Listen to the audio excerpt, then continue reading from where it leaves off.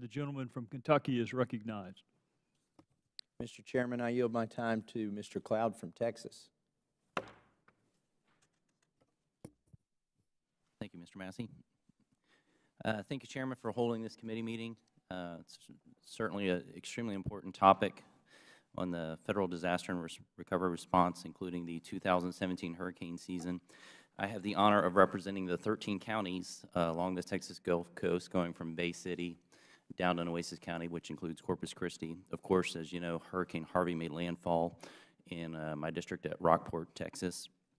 And I do want to thank you, first of all, for the work that you've been doing to help us recover. Over the last few months, we've been able to, a number of grants have come through, and it's really helping our district recover.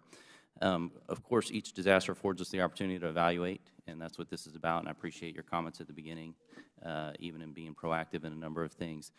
Wanted to kind of tell you what I've been hearing as I've traveled the district. Of course, the topics are broad. I've tried to put them into 3 buckets that seem to be reoccurring. Of course, each of them are interconnected and related, but housing has been an issue, staffing with FEMA has been an issue, and then seemingly wasteful and complicated processes. I know that you're working internally to see what you can do about that. I'm also interested to hear what you're doing internally, but also what we need to do as a legislative body to reform Stafford and free up your hands to do what needs to be done. Also recognize that this is a team effort. It requires communities being involved. I think one of the successes we've seen while the process of recovery is ongoing in Texas has been the initiative that the people of Texas and communities and people across the country who've come and helped to participate, neighbor helping neighbor, churches getting involved, communities being prepared and involved.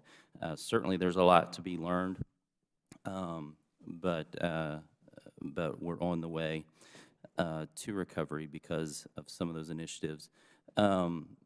Here's kind of what I hear when I'm touring and talking to people in our district. There is a lot to be learned. The processes are pretty complicated and long.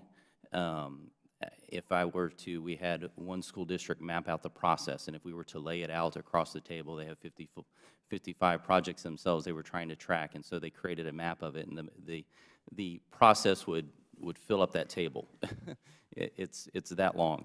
And what happens oftentimes, or what I've heard over and over a number of times, is you'll get to the end of the process, and there'll be, for example, a tree that's not supposed to be in the process, so it gets kicked back to the beginning, and then by the time it gets back to the final part, the staff has changed, and they're reevaluating using different parameters to evaluate, and so there's something else wrong with it, and so it goes back to the beginning of the process. And so this adds a lot of time. It adds a lot of waste, both internally for FEMA and to the people trying to recover. I think it's important to remember that these people, as they're trying to recover, first of all, they already had a job. Second of all, they had the new job of trying to fix their own house. I think of in Refugio, the superintendent, 80 to 90% of their kids were considered homeless. So was the superintendent. Her husband, who's the sheriff, was also homeless, and the sheriff's department had been displaced. So on top of that, they're trying to learn what is this new full-time job of FEMA recovery and mastering these processes. So that's the context that this is in. And so recurring staff was a big issue. I'm wondering, one of the other issues that we heard when it came to housing, for example, was the issue of FEMA being able to share information with local governments. For example, FEMA goes in, they survey the area, they find out who the homeless were, local entities, county governments, state governments are trying to help solve the problem and could not get the information. They would be asked how many homeless people we have, and we're like, we don't know. We know FEMA knows, but they can't or won't tell us. We know FEMA is designed to operate on a federalist model. What kind of information does FEMA share with local government entities? Is there anything we need to do to make that process better? Congressman, thank you for the question. This could take a while to answer. Let's just start with housing. I can't think of one disaster recovery housing mission in the history of FEMA that is lifted up as the gold standard, and here's the problem. I need more granting authority, not me. FEMA needs more granting authority to block grant funding down to a governor so that a governor can do housing the way he or she thinks that it would work best in his or her community, not how FEMA thinks it works best.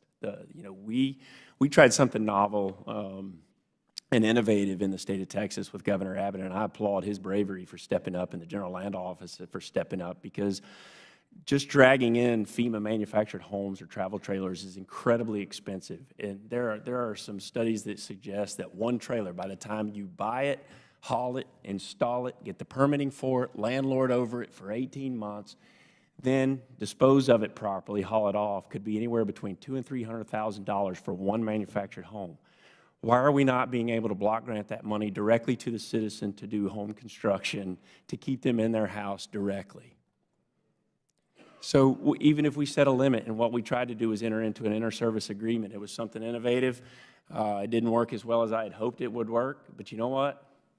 Hit me for trying something different. We entered into this agreement, and basically we were able, if I remember correctly, to provide $60,000 to those homeowners that wanted to take that option to do that direct construction. Imagine how much money we saved if we had to bring in those manufactured homes by doing that, and we kept those folks in their house. We've got to figure out more granting authority and become a block granting agency to push the money down to the GLO or to the governors to be able to do housing the way that they want to do it. Disaster recovery housing is totally broken because it's solely on my shoulders. There's no whole community effort in disaster housing. And if a governor like Governor Abbott has to follow my big, bulky, bureaucratic recovery 2 CFR laws when it comes to doing housing, then it's never going to move that quick. Help me. Get rid of the complexity. That's goal number 3 in our strategic plan. I can tell you how to do that. We're always looking to streamline. The other problem with disaster recovery is there's this myth that FEMA is the only agency that does and provides disaster recovery dollars in a disaster. I believe that there's about 17 different pots of money that comes down from the whole host of the federal government. And what we've never done is trained mayors, procurement officers, financial officers at the local level, or emergency managers on true disaster cost recovery. FEMA has to graduate from this myth that we're a lights and sirens type agency. You know what we do? We're disaster financial recovery managers. It's my job to come in and say, Governor, here's what you're entitled to. Here's how the money comes from all these different agencies, FEMA, HUD, SBA, whatever it is. Here's how to use it in succession to do the greatest good. But there's not one computer model that I can provide anybody that says, if you spend the money this way, we will become resilient, and we will never have to come back into your communities in Texas to do this again, because we've used this money correctly and we factored in mitigation and we did it right. That's the problem. How do you streamline this? There's too much of a time delay between FEMA's emergency housing and where HUD CDBG-DR funding can be used. It's complicated. It creates mistakes. It's far greater than FEMA streamlining its processes. It's how do we do this in a block grant format and allow governors to control their own destiny? Take me out of the game.